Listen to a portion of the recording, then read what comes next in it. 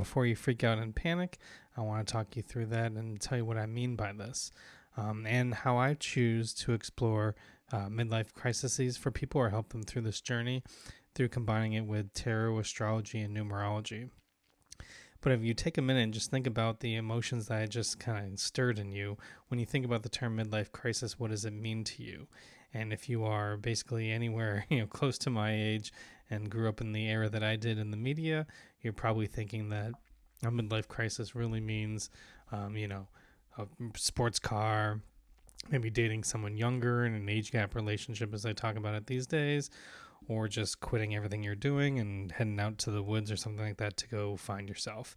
And when I dug deep and did some research on this, all these are really, kind of a media driven approach, really from the 1980s and 1990s around this topic about midlife crisis. We'll go on in a minute how that was kind of used to sell things to people or ideas to people, or used for shorthand for midlife crisis in popular movies at the time, like American Graffiti, 10, which I've never seen, or even all the way to American Beauty. The actual term was actually coined back in 1965 by Elliot Jacques, a Canadian psychoanalyst at the time. And actually, I'll show you some quotes later how it goes even further before using the term midlife crisis.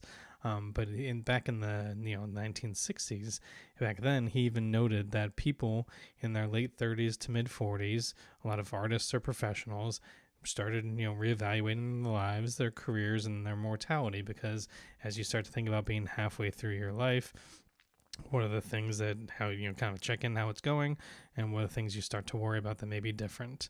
Later, through other academic research in the 70s and the 80s, others added the idea of having life changes or changes in your careers, going through divorce, or new hobbies as motivators for this feeling of having a midlife crisis. Today, a much more modern view, it's seen as a midlife transition. It's an opportunity for reinvention rather than inevitable breakdown that people kind of take it for. And actually, I think under that guise, from that kind of lens through Elliot Jacques was kind of looking at in his formal research, it's something that's worth exploring. It's not something that should be this trope or this stereotype that we kind of use for shorthand jokes or to make fun of people who are actually exploring this kind of topic on their own, and just say, oh, you're just going through midlife crisis, almost like waving it off or dismissing it. Under this lens, I think it is worth trying to look through and say, what have I done to my life so far to date? And do I feel like I'm on track? As you learn more, you get better on where you want to go in your life, and then better at sensing whether the path that you're on feels like it's on track or feel like you might be off track. And under that, guys, it seems like a very reasonable thing, and that's why I think it's prudent to invite people to explore the possibility of having a midlife crisis. Now, when you look at what they did in the 80s and 90s with some of the ads around the cars, you see a lot of this type of, imagery and analysis, so forth, is like, you deserve a car this good. And that's where this idea, this myth of the shiny red sports car and so forth came from, right? Because red is also a sign of passion and danger and things like that. So when you put that together with this idea of a sports car being almost a time machine, because sports cars are fast, they're full of vitality, they're full of life, you achieve the speed, and they can be a little bit dangerous, and they're very exciting. I think car companies kind of held on to that to really sell things to people and sell them on this vision of this idea. But then it was even comedians at the time in the 80s and 90s that started to use the imagery of this idea of, going and buying a red sports car as shorthand for saying someone who's going through a midlife crisis, that everyone can kind of understand. Here's another Chevrolet ad here. It's saying, this is the best time we've ever had. Both meaning not only how fast the car goes, but also, reinventing this is going to be your best time for your midlife crisis. And I've, someone tell me what this Pacer is trying to sell here and so forth, for both the sports car and the idea of potentially dating younger people. But this idea previously of, some transitions or things that are happening in your life where you may change careers, whether it's your choice or not, or reevaluate or potentially go through divorce, or just look to change things. I know myself, I talked about obviously when I was divorced in my early 30s, I did not go out and buy a red, shiny sports car, Porsche, or anything like that. I bought a dark blue one that you can see here in the picture over here. That was my Porsche 911. I don't think it was totally midlife crisis thing, but I certainly enjoyed having that for the 9 years or so that I had that car. But this is what the imagery took with this concept that we like here from Elliot Jacques of this idea of taking stock of your life to date and realizing that you are, halfway through your life and seeing how on track you are to your goals versus how off track you feel like. I think that was kind of twisted and perverted by marketers or advertisers to, of course, sell people things, right? Versus the true kind of, having people take a look at their stock of their lives and what they want. Which leads us to my favorite quote, which even goes way back further to Confucius back in China. This idea, even though the term midlife crisis was only used until the 1960s in Canada, but it's long, my favorite quote is, "We have two lives, and the second begins when we realize we only have one." It's this idea of when you are young, you really, everything seems limitless. You have this, that's the first life where you feel like you have infinite choices, infinite time, so nothing's really a rush, nothing's really a priority. You can always change and move things around because you have so many options ahead of you, so many possibilities, so many things you might be interested in doing. I know my daughter's interested in 4 or 5 different things, so she may not be able to kind of lock down, before the age of 10, what she may want to do. And I think that's really healthy and great for everybody to continue to explore all the avenues and see what's interesting to them. But then at some point, you start to realize, oh, wait a minute, I only get this one lifetime. And that's us kind of thinking of, what may happen in your mortality and so forth. And then the second life, you start to realize you have this one precious life that we actually have. And now, in this point, you have made some choices in your life, which to your perspective may have seemingly narrowed some of your future options. Combining that with questioning your past decisions or future potential, because I would say if you're really aware of how you got to where you are and why you might be questioning where you are, where you're going, is when I say you have made some choices, that's very gentle, because it is highly likely that other people were either made choices for you or were heavily influencing you in your choices. Because a lot of times I would say, our thoughts are not our own. Someone put those thoughts in our head for us because we are a product of the environment that we are also in, not only our individual selves, but the environment that we're in, the parents that we grew up in, the family, the household, the neighborhood, the religions, whatever it might be. Not only you have this kind of duality I always talk about of your individual self and how you want to grow that, combined with your cultural self, or at least the self who has had ideas and thoughts and beliefs and priorities put into them by their parents, their families, their city, their town, all those kinds of things, their country. And whether or not it's truly your own or not is up to you, and you well worth of questioning or taking a look at.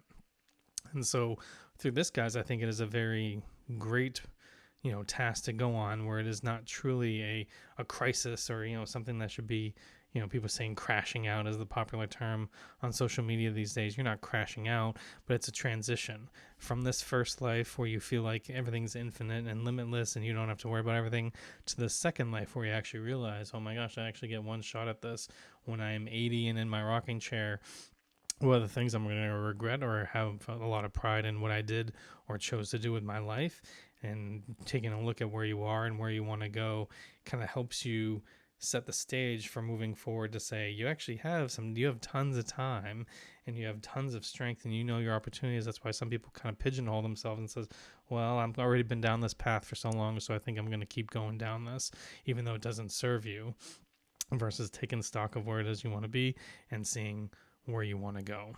In the way that I approach this, as I do, life path readings for people, or even midlife crisis readings for people, however you want to phrase it and so forth, is I use the wisdom of astrology, numerology, and tarot to help guide people and show them the energies that they've had since the beginning of their lives. Some of them you may resonate with and you may feel intrinsically, and some of them you may be just discovering or find the time to explore. They may be helpful to you. The 3 steps that I do as I do this process is, first thing, I will make someone's astrology chart and report. And I know what everyone starts to think of is, when you get a 10 to 13 page report about yourselves, they'll first go look at their sun, moon, and rising sign.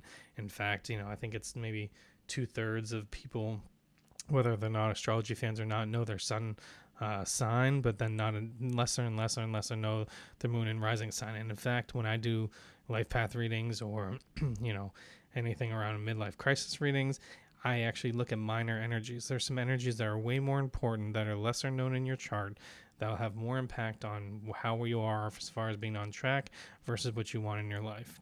And those can be things like your north node, or your white moon, or even your Chiron, your wound healing, and so forth. So I always look at through the lens of those energies and see, when the big picture, what are the things in your astrology chart that are just calling or begging for you to explore. And if you would just at least acknowledge them or tap into that energy, the ones that are meant for you are going to resonate with you, and the others you'll just have to let go, right? Because it's not for you, but you should at least explore that on your own and sit with each of these energies and see what is meaningful for you and what is not. Next is a numerology report, and this can be over 90 pages, all about you and your name and the energies that come to you, because everything is a vibration. And so that's why I always tell people, if you're not sure and you don't feel like you are in sync with your life path or where you're meant to be or where you're going, just try on different things and trust that through your numerology, which is all about vibration, things that are meant for you are going to resonate with you, and you'll want to do more of that. You'll kind of get this kind of associated feeling the more you want to do with it. And things that aren't meant for you, you're not going to resonate with, and you're going to reject them pretty quickly because it's just not for you. And that is why with these life path, midlife crisis readings, it's not about giving everyone the same advice of go buy a sports car, have an age gap relationship and go find yourself, because you can give people the same energy or the same, advice. But if you don't have the energies that you have in your astrology, numerology, and your tarot do not resonate with those situations, then it's not going to be for you. So giving everyone the same advice is not going to work, because many things will resonate for other people, some things won't for others, and you need to know your true astrology, numerology, and tarot in order to figure out, combine the energies that are going to resonate for you. And that's why, the last part is I kind of put together with the tarot card reading about your life path and about your, midlife crisis, what you're meant to do in this lifetime, the big picture things. Because most people, have my experience of being a tarot card reader for 15 years, most people come to me with really short-term, urgent questions. Are we going to break up? Are we going to get married? Are we in love? Is this going to turn into a serious relationship? I call it fast food tarot, where you have an immediate need and you need an answer or solution or some clarity to the situation. And I don't fault anyone for that, because that's obviously the most important or urgent thing that's going on right now in your life. But if you take a step back with everything tarot has to offer, there is a ton of information that's more broad around the big picture thing. So it's not often someone comes to me and says, hey, I want a really broad big picture reading of the tarot. And that's usually where you get the most value, because you can start to see how different energies push and pull you in different directions. You can see why things might be hard for you to get out of your own way, or you get stuck in your head, or stuck, nervous to actually, a lot of times the path, what you want to do, but you're actually afraid to do it. And by seeing this energy in these cards, it gives you the encouragement and the clarity that you are meant to at least try this on, at least step into this, and then you will find that if it's meant to serve you, then you'll really enjoy and appreciate it. So if any of this resonates with you, you can check out the links in the description below and see how you could work with me to follow your own life path, start a life path or midlife crisis conversation, and see what would resonate for you.